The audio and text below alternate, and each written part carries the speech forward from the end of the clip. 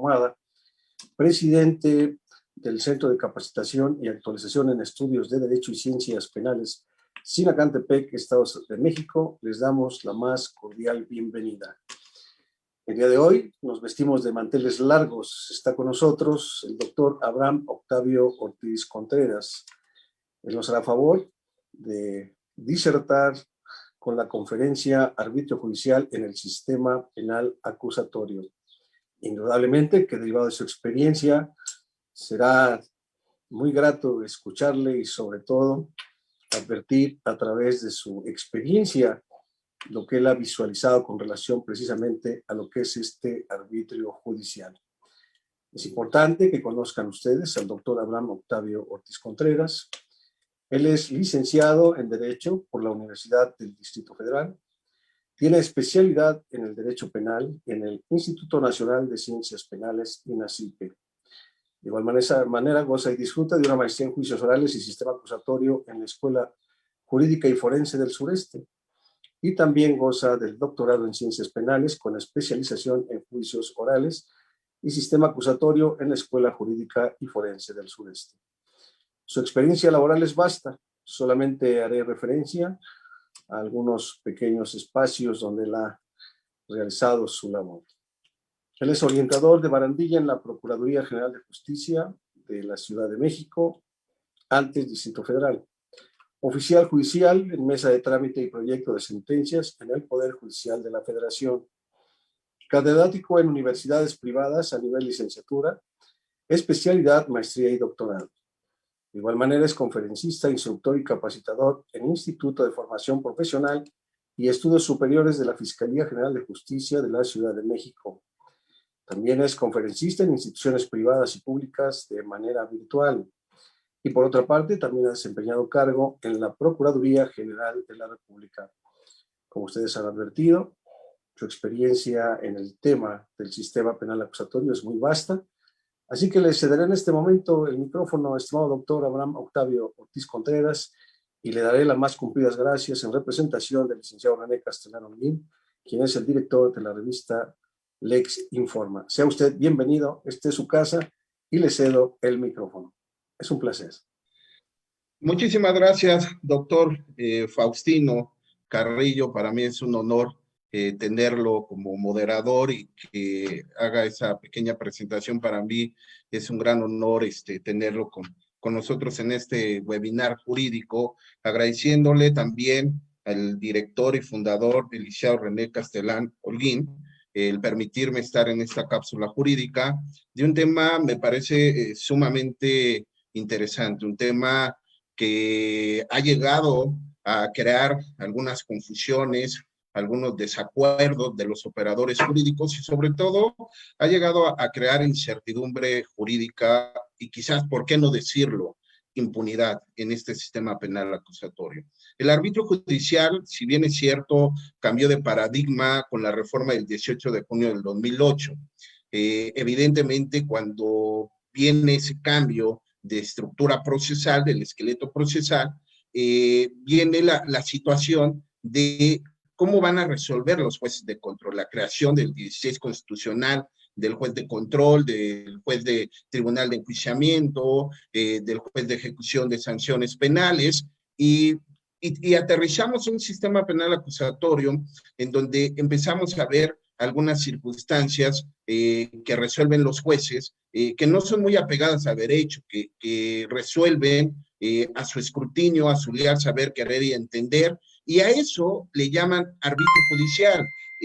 Recordemos que en el sistema tradicional, en el sistema inquisitorio, pues teníamos una averiguación previa y teníamos un juzgador penal en primera instancia, de delitos no graves, un juez penal, y evidentemente al momento de resolver con su arbitrio judicial un auto de formal prisión, en la admisión del ofrecimiento de pruebas y su desahogo, el interrogatorio, en ocasiones ni estaban los jueces. Ese principio de inmediación que se ha hablado mucho en este sistema penal acusatorio ha ayudado, a raíz de la reforma y a la creación de estos principios, a establecerlos de manera práctica, porque evidentemente el principio de inmediación, contradicción, por llamar a algunos más relevantes, pues ya existían en el sistema tradicional. Pero derivado de estas circunstancias, de la reforma del 18 de junio del 2008, que fue una reforma de seguridad y justicia, evidentemente se empezaron a vislumbrar criterios diferentes de primera instancia que se entendía por hecho que la ley señale como delito porque lo tiene el 16 constitucional y el 19, y dejamos atrás, entre comillas, dejamos atrás el cuerpo del delito y los elementos del tipo penal, y pareciera que esta nueva figura jurídica que hablaba del hecho que la ley señala como delito venía a crear más certeza jurídica, pero quizás el legislador no tomó en consideración los criterios y el árbitro judicial que tienen los juzgadores, porque la norma se interpreta a contrario sensu, estricto sensu, etimológicamente, epistemológicamente, una serie de interpretaciones que tiene la norma, y evidentemente el juzgador, al momento de resolver la situación jurídica de un gobernado a través de sus facultades discrecionales que le otorga el poder judicial, pues evidentemente a veces nos vemos desfavorecidos por su interpretación. Y no lo hablo en general, no hablo de todos los jueces, porque quisiera destacar algunos jueces que hoy en día, de acuerdo al esqueleto procesal y a la reforma del 10 de junio del 2011, una reforma de derechos humanos y sus garantías, hay jueces, y tengo el gusto de conocer muchos jueces en donde aplican el derecho humano, aplican las garantías individuales, en los derechos subjetivos públicos, los derechos fundamentales, que tiene un justiciable, que tiene una víctima, que tiene un ofendido, y que evidentemente nos quedamos satisfechos y nos da seguridad y tranquilidad para los litigantes, para los operadores jurídicos, encontrarnos ese tipo de jueces. Pero cuando llegamos a la praxis y atendemos etimológicamente o en estricto derecho qué es el arbitrio judicial, pues no es otra cosa que es una facultad discrecional que tiene el juez de resolver de acuerdo a sus conocimientos, su investidura, y de interpretar quizás las lagunas del legislador, el vacío del poder legislativo, que no es claro en establecer, en verbigracia podemos establecer que en el sistema penal acusatorio, el hecho que la ley señale como delito, los elementos del tipo penal, objetivos, subjetivos, normativos o elementos subjetivos distintos al dolo, ¿cómo los establece? ¿Y qué decir? ¿Y qué decir de la famosa teoría del delito? Se ha hablado mucho y se ha escuchado a grandes voces autorizadas en donde hacen una compulsa de la teoría del delito y del sistema penal acusatorio. Y todavía escuchamos esa disyuntiva del sistema penal acusatorio, qué es lo que tiene, qué teoría está, qué corriente está llevando. Algunos dicen, seguimos en el causalismo, aquellos en materia federal, un código penal federal de 1931, que siguen el causalismo, pero algunos juristas tenemos tintes del funcionalismo, con la teoría de la imputación objetiva, con el derecho penal del enemigo de Gunther Jacobs, pero algunos otros dicen que seguimos en la teoría finalista. Y entonces viene esa discrecionalidad que tiene el juzgador y para poder emplear ese arbitrio judicial y resolver precisamente cómo acreditar el delito en el sistema penal acusatorio y sobre todo cómo condenar a una persona con todos esos elementos. Me parece muy importante destacar que en el arbitrio judicial, el órgano jurisdiccional, a diferencia del sistema tradicional, los jueces de control no tienen un tiempo determinado, como por ejemplo el auto de formal prisión, tenían de alguna forma su tiempo, su espacio, su comodidad para poder resolver un auto de formal prisión, corroborar con la averiguación previa, ver los medios de convicción que ejercitó acción penal el Ministerio Público, pero en el sistema penal acusatorio, al momento de velar por una audiencia de control de legalidad de la detención, pues evidentemente el juzgador te la va a resolver en el momento, bajo el principio de inmediación, bajo el principio de continuidad, y bajo ese escrutinio del juzgador, pues él va a tomar una decisión que de acuerdo a su arbitrio judicial sea lo más relevante. Y cuando es cuestionable por los sujetos procesales, llámese asesor jurídico, Ministerio Público y defensor, cuando en su momento es cuestionable el actuar del juzgador, salen con esa salida, con esa justificación que es el árbitro judicial. Y de repente empiezan a hacer corrientes entre los juzgadores, conversatorios, en donde se ha tratado de unificar criterios precisamente para que ese árbitro judicial no sea tan disparado a nivel federal. Tú vas a una audiencia, me ha tocado ir a provincia, me ha tocado llevar audiencias a nivel federal en el Estado de México, en la Ciudad de México, en el Estado de Michoacán, por mencionar alguno. Y tenemos un Código Nacional de Procedimientos Penales del 5 de marzo del 2014.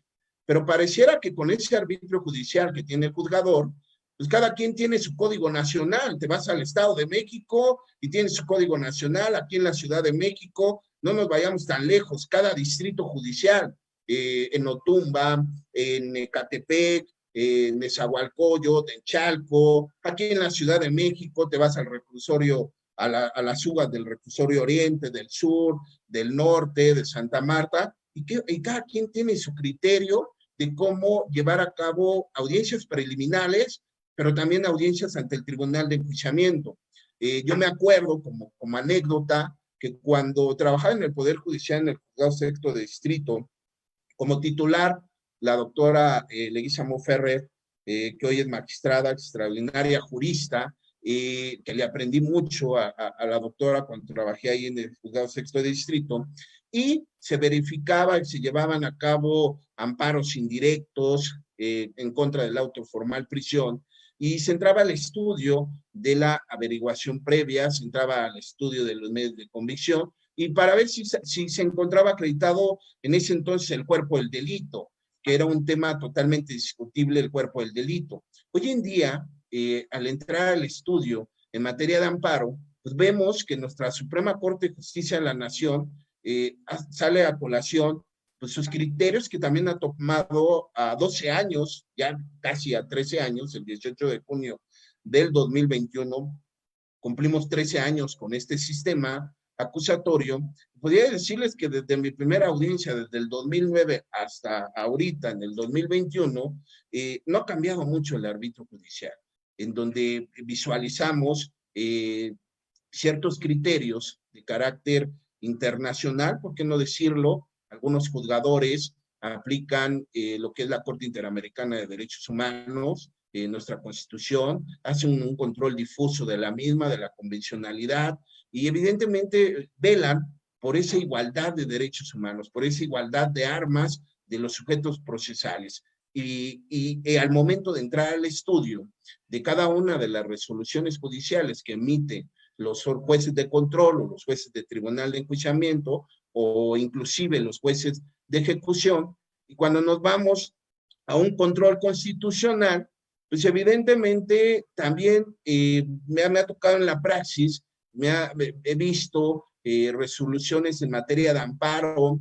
jueces de distrito, colegiados, inclusive tendríamos que irnos, si lo permite el caso hipotético, ante la Suprema Corte de Justicia de la Nación, y resulta que el actuar del policía, del Ministerio Público, del juzgador, pues es violatorio del debido proceso, es violatorio de las formalidades esenciales del procedimiento.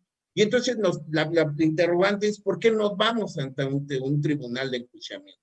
¿Por qué el órgano jurisdiccional hoy en día en el sistema penal acusatorio, por qué no es garante de los derechos humanos? ¿Por qué no aplica el principio Guzmán? ¿Por qué no aplica el jus cogens en sus resoluciones, en donde sean más apegadas a derechos y no tenga una disparidad de criterios en cada órgano jurisdiccional que evidentemente para nosotros como litigantes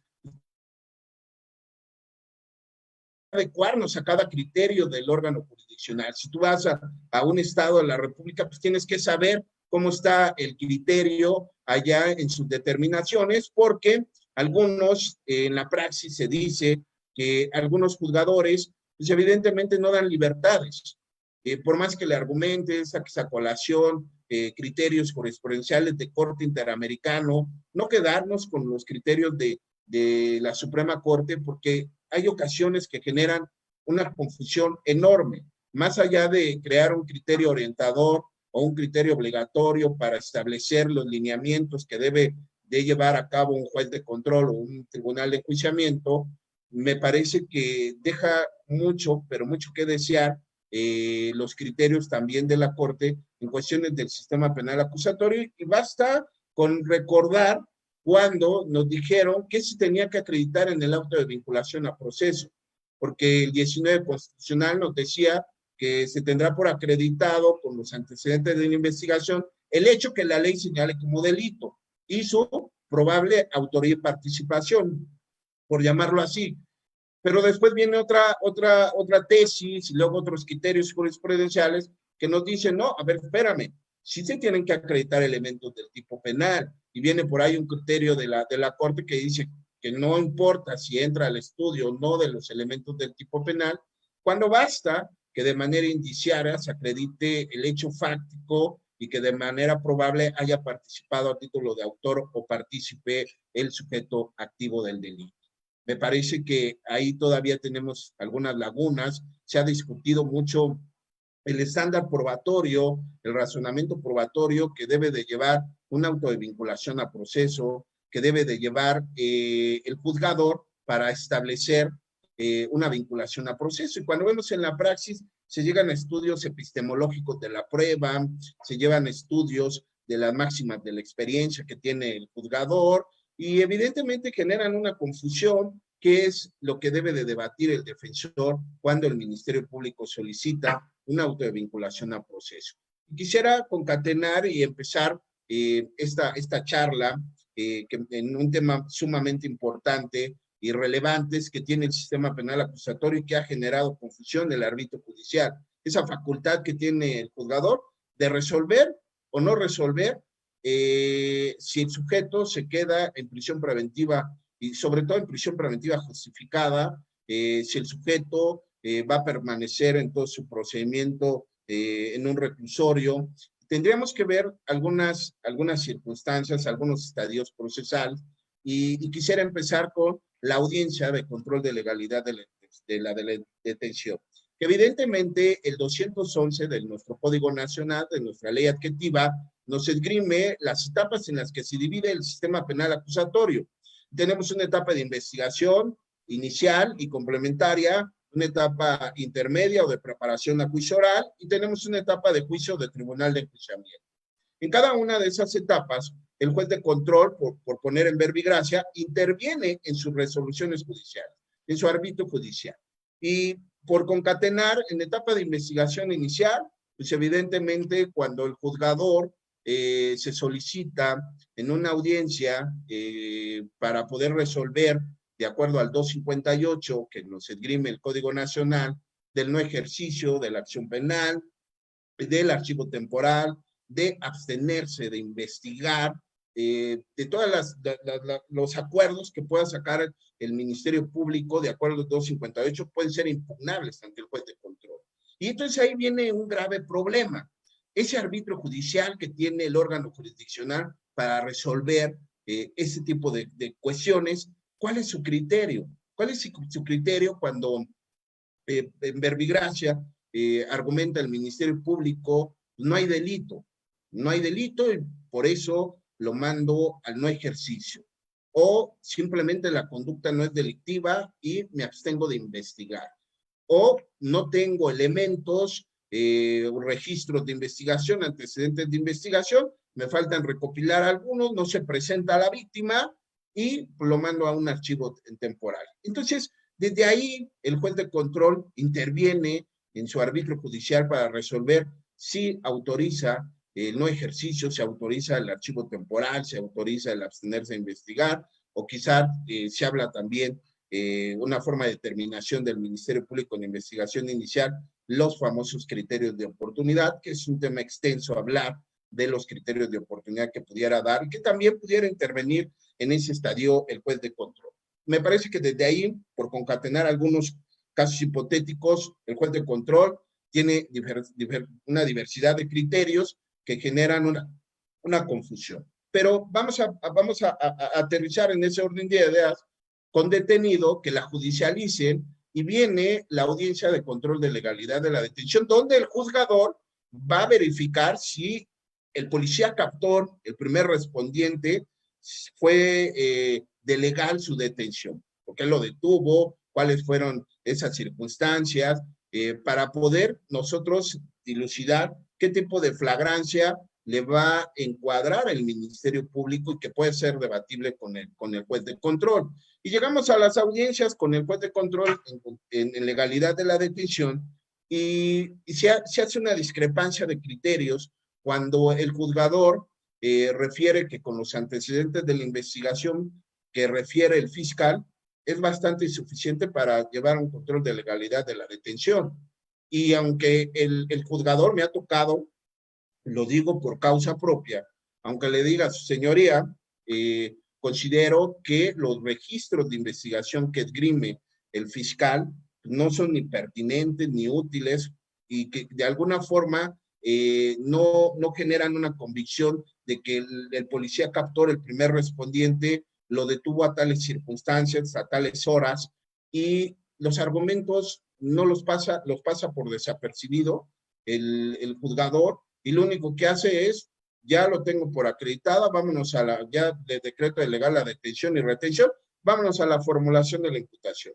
Y en ese momento se formó la imputación, si no haces precisiones o aclaraciones como defensor, continúa el Ministerio Público con la solicitud de vinculación a proceso y ya te esgrime el juzgador si es otros criterios que toman los juzgadores es si te pueden resolver en el momento, en 72, 144 horas, cuando el 19 constitucional únicamente refiere dos momentos, 72 o 144 horas, pero algunos juzgadores refieren que sí los faculta para resolver en ese momento. En el sistema penal acusatorio me ha tocado audiencias, lo digo con mucho respeto a todos los juzgadores que han llevado audiencias a nivel federal, me tocó a nivel local, Estado de México, en donde una audiencia inicial de control de legalidad de la detención, formulación de la imputación, solicitud de vinculación a proceso, medidas cautelares y cierre de investigación, esos 5 puntos que lleva la audiencia inicial, las han realizado en 10, 15 minutos, 10, 15 minutos, y vámonos, la que sigue. Y entonces te preguntas, ¿por qué algunos juzgadores, sus criterios, su arbitrio judicial, les permite llevar una audiencia en más tiempo, atendiendo las inquietudes del imputado, del indiciado, que uno de los derechos humanos que tiene todo gobernado, todo justiciable, que esté dentro de un procedimiento penal, es hacerle ver sus derechos, tanto constitucionales como de la ley adjetiva de la materia penal del sistema penal acusatorio. ¿Por qué no decir también sus derechos internacionales, ¿no? De acuerdo a lo que tenga la Corte Interamericana de Derechos Humanos? Pero llegamos a las audiencias y los jueces, aunque le digan, a ver, indiciado o investigado, porque algunos jueces, llegando al control de legalidad de la detención, le llaman indiciado, le llaman investigado, cuando el Código Nacional viene en la denominación de imputado, acusado y sentenciado. Pero solamente hay un artículo en nuestra ley adjetiva que habla de indiciado. El 19 constitucional, el 16 constitucional habla de indiciado. Todavía el Código Penal de la Ciudad de México habla de inculpado. Entonces, esa denominación correcta que se le pudiera dar al sujeto activo del delito, pues se deja a su arbitrio judicial del juzgador. Y le pregunta, a ver, investigado, indiciado, porque todavía no se le formó la imputación, ¿conoces tus derechos? No, no los conozco. Ah, bueno, abro un receso para que se los haga ver en su defensor. O le pregunta al Ministerio Público, me ha tocado ver en la praxis, es, Ministerio Público firmó su carta de derechos en la carpeta de investigación, señoría. Ah, bueno, entonces sí tiene conocimiento, puesto que los firmó. Entonces, viene una falacia ahí de que llegando al órgano jurisdiccional, pues el juez de control velar por las garantías individuales, por los derechos humanos de los sujetos procesales, me parece que estamos muy lejos de entrar a ese escrutinio, de sentir esa confianza, de poder argumentar cuestiones defensistas o quizás el asesor jurídico poder argumentar cuestiones que le favorezcan y que haya sido omiso el Ministerio Público, porque recordemos que el asesor jurídico es una figura nueva, entre comillas, y que representa los intereses de la víctima, más allá que la representación social o el Ministerio Público tenga la carga probatoria, como lo dice la Constitución y el propio Código Adjetivo. Pero derivado de ese tipo de circunstancias, es donde nosotros nos preguntamos ¿por qué existe ese árbitro judicial tan diverso, tan disyuntivo? ¿Por qué tenemos jueces de control en donde la consigna es decretar de legal la detención y retención de una persona? Y pongo el verbigracia, tuve un asunto en 2 días, tuve un asunto de control de legalidad de la detención, argumento ante los juzgados del orden federal que el Ministerio Público no tiene el documento idóneo que compruebe que lo ingresó al centro, hablo con detenido, al centro de reinserción social, o sea, un reclusor. Entonces, digo, señoría, en mi carpeta de investigación no me percato para poder tener certeza jurídica de las 48 horas que tiene el Ministerio Público y tener certeza jurídica. Si no se les vencieron esas 48 horas, pues les digo que no viene el documento que me acredite que efectivamente lo pusieron a tal hora ante el Centro de Reinserción Social. Se entra al estudio, el juez de control, principio de contradicción, de carácter horizontal, fiscal, ¿qué tiene que decir al respecto? Y manifiesta el fiscal que, si bien es cierto, no viene en la carpeta de investigación, pero que lo traía en su teléfono el acuerdo.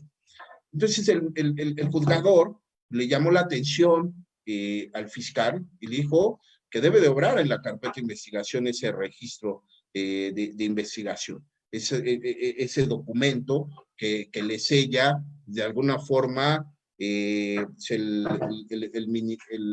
órgano de reinserción social. Bajo esa perspectiva, ahí el juzgador tomó en consideración que no obraba con certeza jurídica, la certeza jurídica de las 48 horas. Y lo que hizo el juzgador fue decretar la libertad, porque no tenía el documento, obraba en la carpeta de investigación. Y entonces no le permitió al fiscal incorporarlo o de alguna forma correrme traslado de su celular para que me enseñara el documento que lo traía digitalizado. Y entonces ese criterio se menoscaba con otro criterio en donde en otra audiencia de control de legalidad de la detención, el mismo, otro ministerio público, el mismo caso hipotético, no obraba en la carpeta el oficio del registro de que firmaron a qué hora para corroborar las 48 horas. Y lo que hizo el juzgador en otro criterio, en otro ámbito judicial fue, a ver, fiscal, córrale traslado de su celular a las defensas, porque éramos varios, y que corroboren que efectivamente es el oficio que de alguna forma comprobaba que no se excedían de las 48 horas y que se había llevado a cabo ante un reclusorio la puesta a disposición. Entonces ahí vemos por qué un juzgador lo deja en libertad, porque no obraba en la carpeta de investigación el oficio en control de legalidad de la detención y retención, y porque otro juzgador no. Evidentemente, ese criterio, ese árbitro judicial, pues es el que de alguna forma menoscaba. Otro caso hipotético me ha pasado, en donde los elementos del tipo penal, objetivos y normativos, en algunas entidades federativas entran al estudio y hay delitos instantáneos, permanentes por su grado de consumación, instantáneos, permanentes y continuados. Y en una ocasión, el juzgador lo detuvieron a la persona por un delito permanente. Y dijo el juzgador que se calificaba de legal la detención porque era ajustada a la flagrancia, porque era un delito permanente y ya habían pasado algunas horas. de la detención. Llegamos, el juzgador no era el mismo, pusieron a otro juzgador por algunas cuestiones inconvenientes de ahí del juzgador, del juez de control. Viene el juzgador y emite un auto de vinculación y dice, no, no es un delito permanente, es un delito instantáneo. Imagínense lo grave de ese criterio, porque si el primer juzgador hubiera dicho en control de legalidad de la detención que era un delito instantáneo, no decreta de legal la detención, pero como dijo que era un delito permanente, sí la decretó de legal. Y el de vinculación a proceso dice, no, a ver, espérame, no es un delito permanente, es un delito instantáneo. ¿Qué afecta tanto? ¿Qué afecta ahí en ese sentido? Que también los propios juzgadores pues interpreten o tengan conocimiento de los elementos del tipo penal, de la teoría del delito, conducta, tipicidad, antijuricidad y culpabilidad. De acuerdo a la Corte, el injusto penal, ¿cómo lo acredita? Evidentemente, los criterios son muy disparados de los jueces en ese sentido, de cómo acreditar el injusto penal, cómo acreditar la teoría del delito, pero veamos ahí la problemática en una audiencia de control de legalidad de la detención, todo lo que se argumenta ahí en ese tenor. Entonces, de ahí otra complicación que viene en el arbitrio judicial, porque quiero enfatizar que a raíz de la reforma del 18 de junio vino un criterio, el 293 diagonal 2011, respecto de los derechos humanos. Inclusive el ministro Saldívar, en ese entonces que hizo el proyecto, pues explicaba algunas cuestiones muy interesantes de esa contradicción de tesis.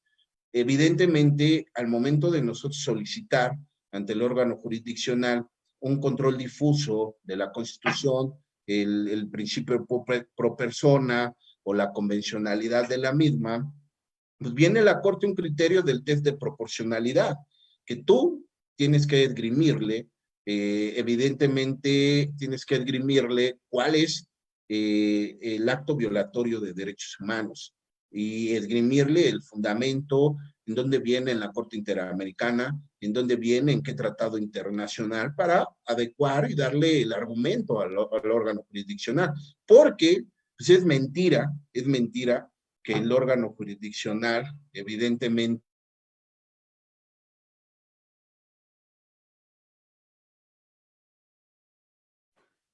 Creemos que hemos perdido señal momentáneamente con el doctor Abraham Octavio Ortiz Contreras. Se me hace el favor de mencionar en Lex Informa para que nuestro auditorio, en este caso, se encuentre enterado en lo que restauramos la conexión con el doctor Abraham Octavio Ortiz Contreras. ¿Es correcto, compañeros de Lex Informa? Correcto. Estamos escuchando atentamente al doctor Abraham Octavio Ortiz Contreras. Él no está participando con el tema el arbitrio judicial en el sistema penal acusatorio. Nos ha estado exponiendo precisamente de acuerdo a su experiencia, lo que él concibe con relación a los criterios que los juzgadores de control y tribunal de enjuiciamiento vienen plasmando dentro de lo que son sus resoluciones después de los debates que en este caso se han generado. Es interesante su punto de vista, de alguna forma nos está ilustrando. Evidentemente que le escucharemos atentamente en lo que se le establece, en este caso, nuestra liga con su conexión. Bien, ya nos han mencionado que él ya está por entrar de nuevo a lo que será este espacio académico. Ya sabemos que el día de hoy a veces nos supone este tipo de inconvenientes.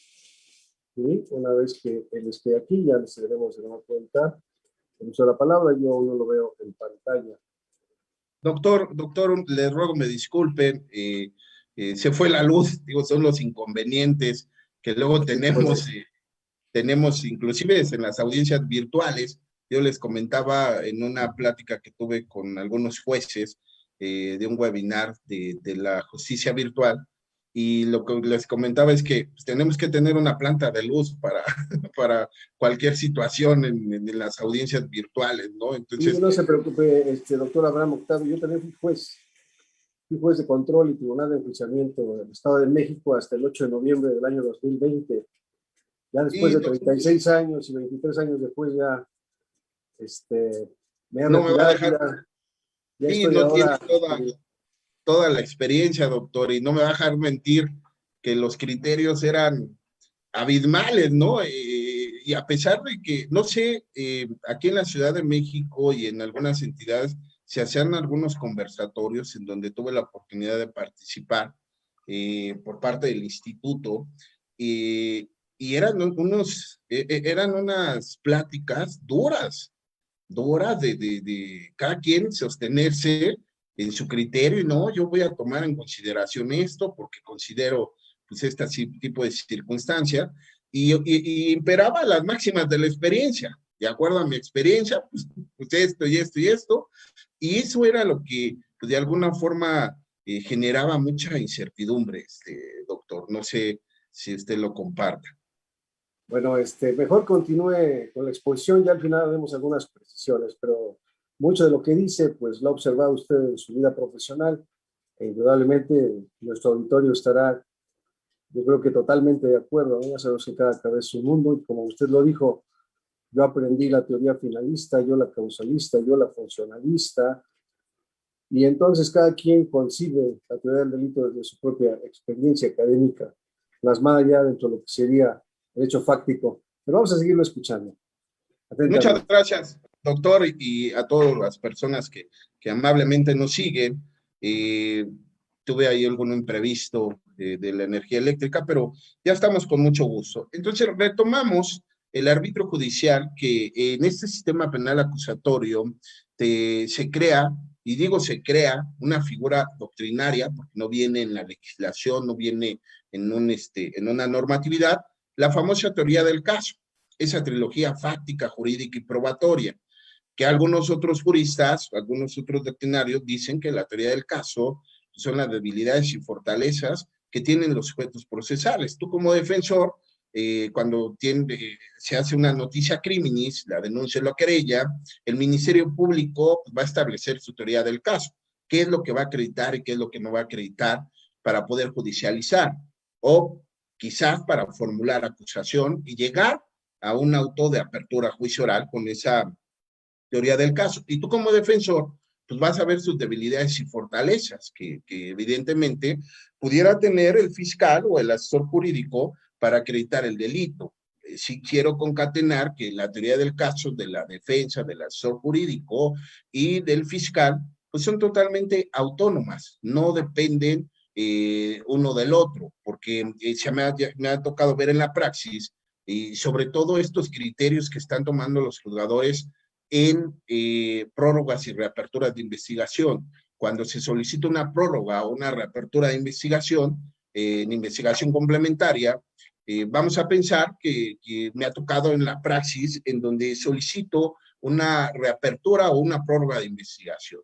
El Ministerio Público todavía no formula acusación, pero de repente el cliente, sus familiares me esgrimen y me dicen, oye, tengo un video, tengo una documental donde acredita, por cuestiones de equidad, o donde se acredita que circunstancias de tiempo, modo, lugar, mi representado no se encontraba al momento del evento delictivo. El evento delictivo sí se cometió, pero no el que lo cometió fue mi representado, ni a título de autor material, ni de coautor, ni autor mediato, ni de partícipe cómplice, partícipe encubridor, etcétera. Entonces, no se acreditaba.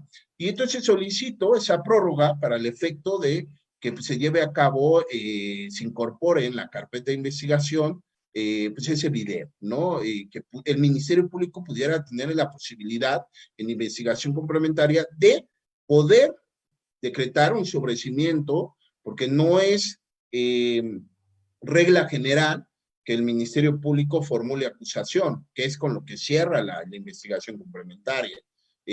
Cierra la investigación complementaria con 3 supuestos: formular acusación, un sobreseimiento parcial o total, o una suspensión del proceso. Entonces, tú como defensor dices, bueno, tengo un antecedente de investigación, un registro de investigación, que puedo incorporarlo para que el Ministerio Público, de acuerdo a lo que dice el 20 constitucional, apartado A, fracción primera, que dice que uno de los objetos del procedimiento es esclarecer los hechos. No es por estadísticas, no es por consigna o por política, algunos le llaman por política criminal, algunos otros criminal política, dependiendo en dónde nos encontremos, pero no es una consigna formular acusación, bajo el deber de lealtad, objetividad. Se ha hablado también de esa sensibilidad que debe tener cualquier investidura de procuración o administración de justicia. Y no por ese hecho de que seas tu Ministerio Público, pues vas a acusar.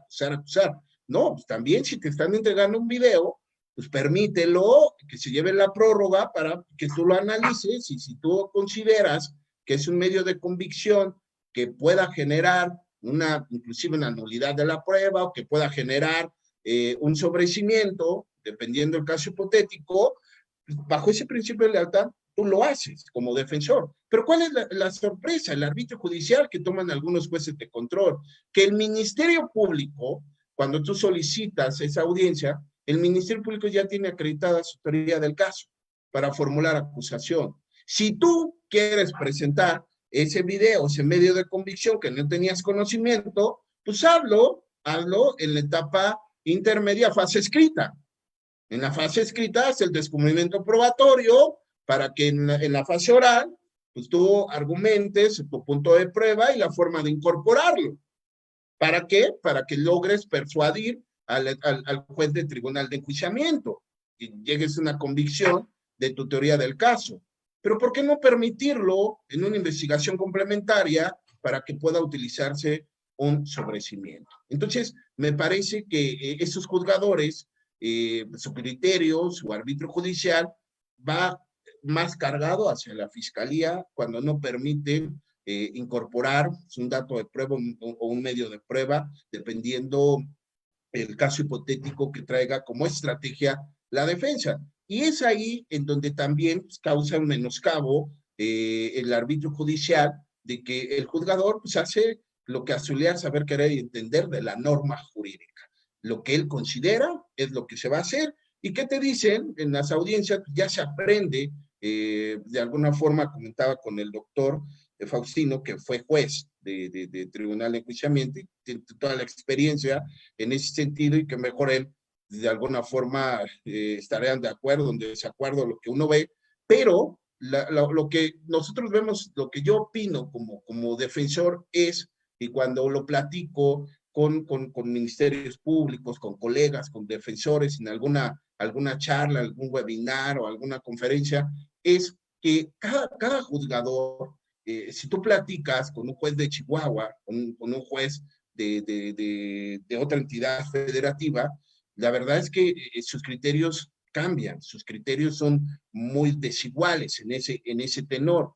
Y entonces nosotros como litigantes no nos quedamos con una función de la Ciudad de México, no nos quedamos con el actuar de un juez de provincia.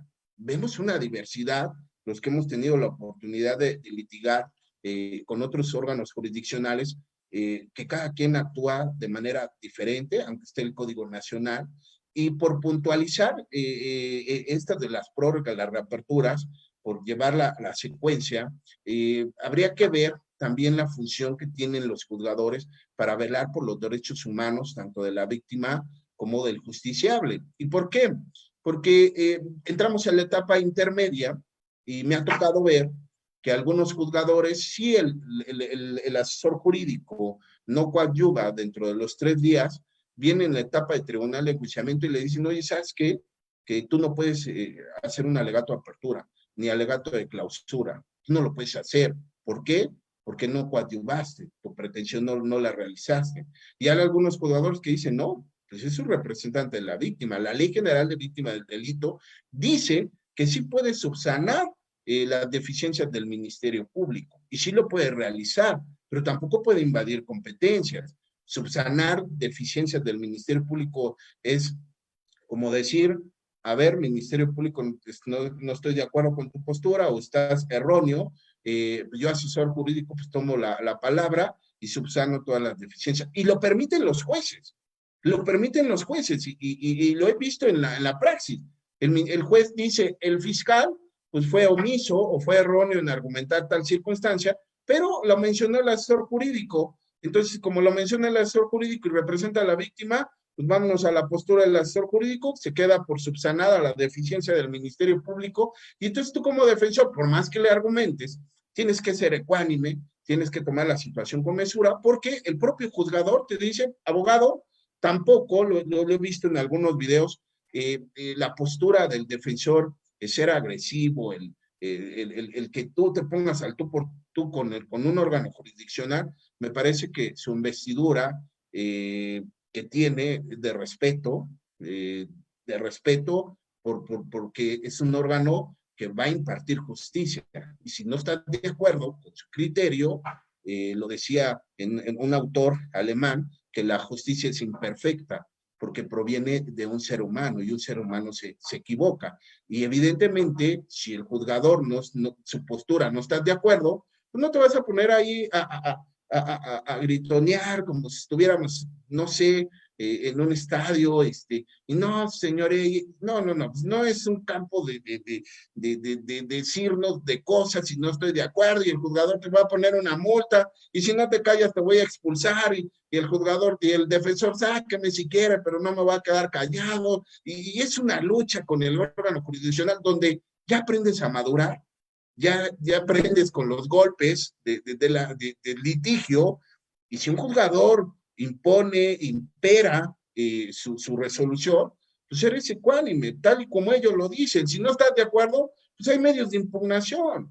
Si no te hizo caso el juzgador de tus argumentos, pues vete a la apelación, a la revocación, o vete al juicio de amparo en ese tenor, pero no te pongas ahí con el juzgador, porque más allá que demuestres con tu cliente que eres aguerrido, que eres un guerrero en las audiencias, pues de alguna forma lo único que estás demostrando es tu intolerancia a la impartición de justicia. Y me parece que por allá no va. Evidentemente, a veces nos exasperamos, igual los jueces, igual porque somos seres humanos, pero hay ocasiones donde impera la soberbia, la arrogancia, el protagonismo de los sujetos procesales. Se dice que tampoco se va a dar clases, porque se hablaba de el arbitrio judicial, y de repente el arbitrio judicial se torna una clase, y hasta, permítame, su señoría, déjeme saco mis apuntes para que en lo que resuelve, pues me vaya usted, a ver, y parece una clase, abogados, y empiezan a filosofar, y empiezan a sacar criterios, y cuando el justiciable no entiende nada de lo que está hablando el juzgador, tratan de evitar formalismos que dice el 16 constitucional, ser más prácticos. Tampoco, lo dijo en alguna conferencia, lo dijo un órgano jurisdiccional, que las argumentaciones que se hagan, así no se le entienda, pero que diga lo concreto, y así lo dijo, ¿no? Que el sujeto, que el defensor, el fiscal, fuera hasta, digo, con mucho respeto, pero fuera tartamudo, por llamarlo así, pues el juzgador le debe de entender. Y entonces, de ahí viene la otra prerrogativa. Cuando te empiezan a capacitar en kinésica, en retórica, en argumentación, en lograr persuadir al juez, o sea, ¿dónde queda?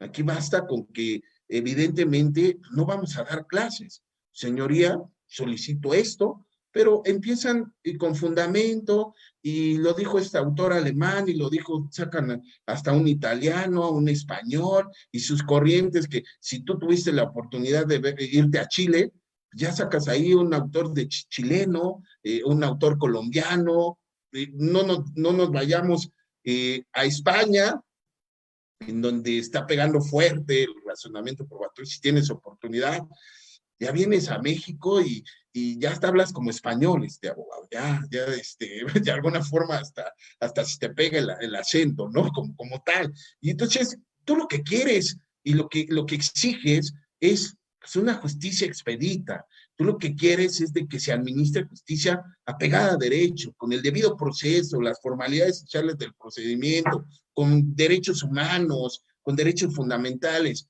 No, no que nos den una clase en sus argumentaciones los juzgadores y que pues ya mero nos dicen, pues traigan su libreta, hoy vamos a hablar de la presunción de inocencia, tracto procesal, valoración de la prueba.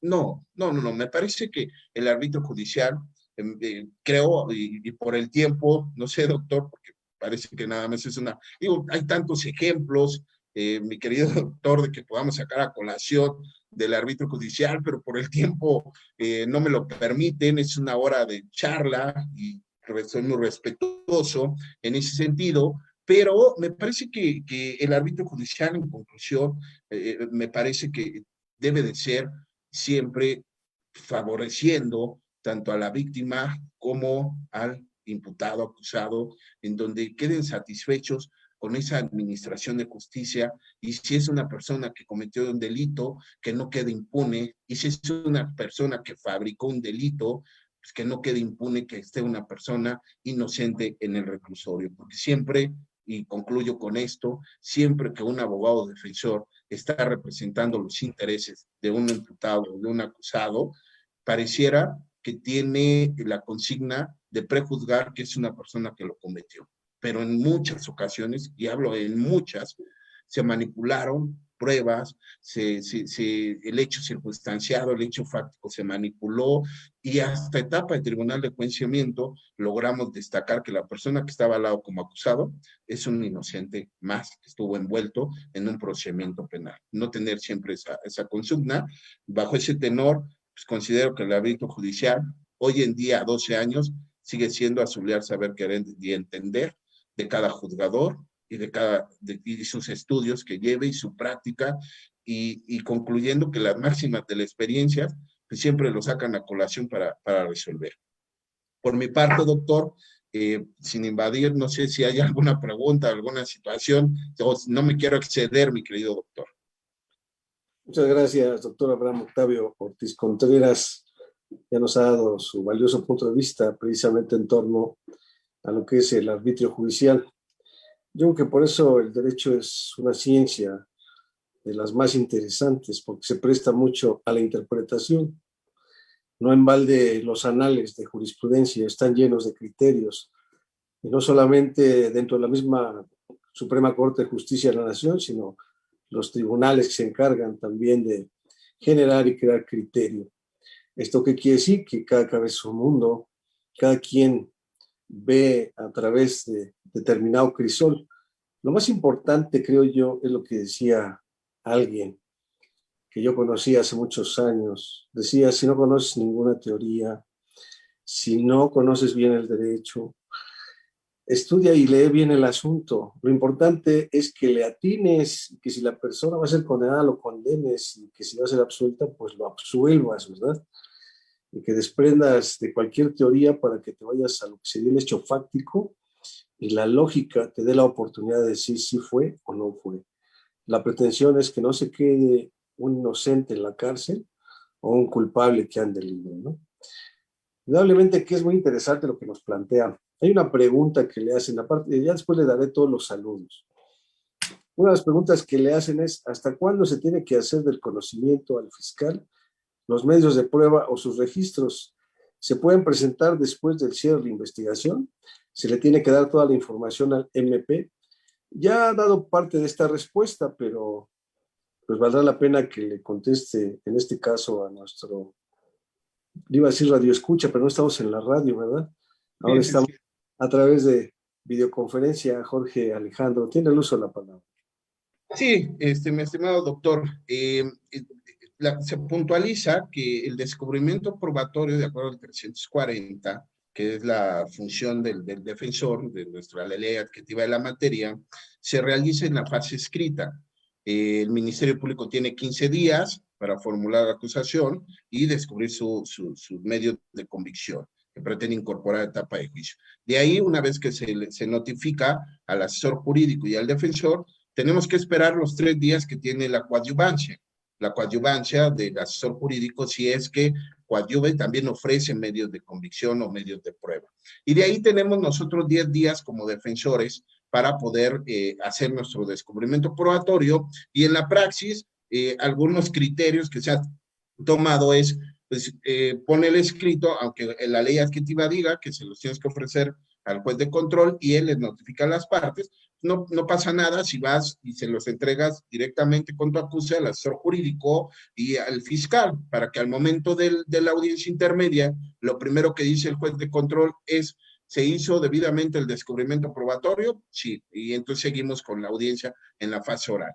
Pero viene ahí un interrogante: ¿qué pasa? Y viene en la praxis este tipo de circunstancias. A mí como defensor me notifican que hay una audiencia intermedia mañana.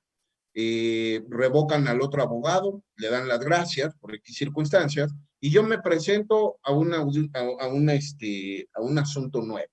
Llego a la etapa intermedia, en la fase oral, y entonces la propia legislación me faculta de poder suspender la audiencia para el efecto, primero, imponerme de la carpeta de investigación para poder llevar a cabo una defensa técnica adecuada. Y ahí tenemos oportunidad de hacer nuestro descubrimiento probatorio. Algunos juzgadores te dicen, bueno, si tú ya puedes realizarlo de manera verbal, me ha tocado ver que en audiencias ante el juez de control, me ha tocado en donde hay criterios, en donde el juez de control dice, bueno, los puedes hacer de manera verbal y hacerles en esa misma audiencia, correrles traslado tanto a la fiscalía como a la asesoría jurídica y hacerlos de manera verbal, o en su defecto, al momento de que te suspendes y tú solicitas para una preparación más minuciosa y exhaustiva de la teoría del caso que tú pretendas acreditar, lo haces por escrito y les haces el descubrimiento probatorio. Inclusive los jueces te dicen, jueces de control te dicen, a ver, abogado, ¿cuánto tiempo necesita para hacerles el descubrimiento probatorio a la fiscalía, al asesor jurídico? Señoría, veo el legajo de la carpeta de investigación, veo el tipo penal, el delito, la complejidad. Dice, señoría, 5, 10 días, 15 días. El juez de control te lo concede para el efecto de garantizar una defensa técnica adecuada, y le corres traslado a la víctima y al asesor jurídico y a la fiscalía. Entonces, ahí están las dos circunstancias: un descubrimiento probatorio en 10 días, pero lo puedes solicitar para llevar a cabo una defensa técnica en la audiencia, en la fase oral. Inclusive me ha tocado ver que en ocasiones, que en la fase oral, el juez de control evidentemente te permite, muchas veces el asesor jurídico dice, a mí no me llegó nada del defensor, lo dejó con otro compañero, etcétera. El juez de control dice, bueno, vamos a dar un tiempo determinado, 3 días, para que le corra traslado, y la fija 3, 4 días la audiencia. Entonces, dependiendo de las circunstancias, pero como regla general, tenemos 10 días de acuerdo al Código Nacional para hacer nuestro descubrimiento probatorio. Una vez que se formule acusación, se coadyuve y viene la parte fase escrita del defensor. Eso sería por mi parte en esa pregunta, mi estimado doctor. Muchas gracias, doctor. Hay muchos saludos. Me saluda Isabel Cajica Zárate, esto desde Tlaxcala. Cristian Velázquez también le saluda. Roxide Barreto, de igual manera, le envía atentos saludos. Luis J.M. desde Villagrán, Guanajuato. Raúl García también le manda saludos. Mariana C. Maldonado desde Jalapa, Veracruz. Jorge Alejandro Álvarez Mejía de Huixquilucan. Cortés Berenice Nice también le manda saludos. Juan Aguilar también le envía saludos. Ahí López Covea, Javier Briceño, Gengis Khan, Lupita del Carmen Cortina, ella de Veracruz. La Pingüina Pera también le manda saludos. Ana María Flores Peralta también menciona que usted es un excelente ponente, lo mismo que Luis Penale Ortiz. Por otra parte, nos hacen algunos comentarios. Rosalinda Ruedas nos dice que ha explicado muy bien y le envía felicitaciones. Gil Dilanes o Dillanes también menciona que es una excelente ponencia que da a relucir también, en este caso, su experiencia y dominio del tema. Lo mismo que Anaí Aldaco Roxire Barreto también menciona que es una excelente explicación. Un comentario de Gengis Khan. Él menciona que la máxima de la experiencia es la pieza fundamental para emitir autos de vinculación a proceso, y más aún cuando subsanando deficiencias de la Fiscalía, ya que el estándar probatorio es pobre para defender su postura. Le envía saludos Victoria Amaro, también le felicita por su excelente ponencia, y Odín Velázquez, de igual manera, él menciona que no deja de sorprenderle con sus magníficas ponencias. Nietzsche Contreras, de igual forma, le felicita por compartir sus conocimientos. Menciona que es un placer escucharle y aprender de su experiencia. Cita que es uno de los mejores ponentes. Gracias. Pues nos congratulamos, doctor Abraham Octavio Ortiz Contreras, y desde luego que coincidimos con el comentario que han vertido todos y cada uno de aquellos que han hecho los comentarios en torno a que tiene usted mucha experiencia, la transmite, domina y conoce perfectamente bien el tema, y desde luego ya les ha, en este caso, ilustrado, les ha transmitido, eso es muy claro. Yo le agradezco mucho el favor de su atención y reitero también saludos de parte del licenciado René Castellano Holguín, quien es el director de la revista Lex Informa. Felicitaciones, doctor. Gracias, doctor. Muchas gracias, y a toda la gente, su amabilidad, y muy gentiles por seguirnos, y sobre todo les mando un fuerte abrazo a todos los que estuvieron presentes, y muchas gracias por su distinción en acompañarnos en este webinar jurídico del arbitrio judicial. Es un tema que da para más, mi querido doctor, pero sí, por el tiempo traía aquí algunas notas, de que iba a hablar de la psicología del testimonio y que algunos otros jueces no la utilicen, pero la verdad es de que fue una charla muy amena con mi querido doctor, pues no me queda más que agradecerle a usted, doctor Faustino, por su amabilidad de acompañarnos, al director Holguín por invitarme, y estoy a sus órdenes, me sentí muy cómodo, muchas gracias, y estoy a sus indicaciones, mi estimado doctor.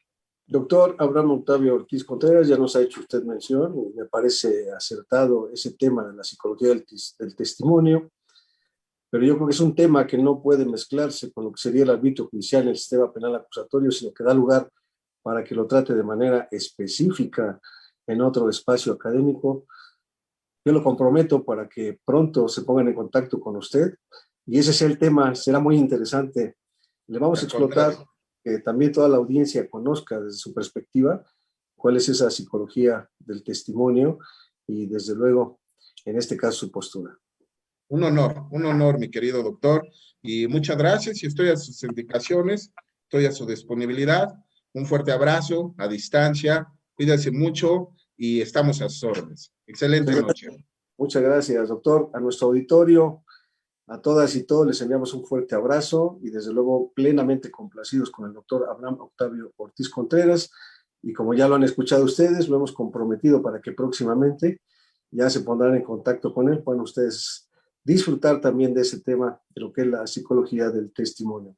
A todos ustedes muy buenas noches y que desde luego disfruten, y ya después, como dicen o dirían por ahí, esto que se ha hablado el día de hoy lo puedan digerir poco a poco. Un abrazo a todos y muy buenas noches. Muchas gracias.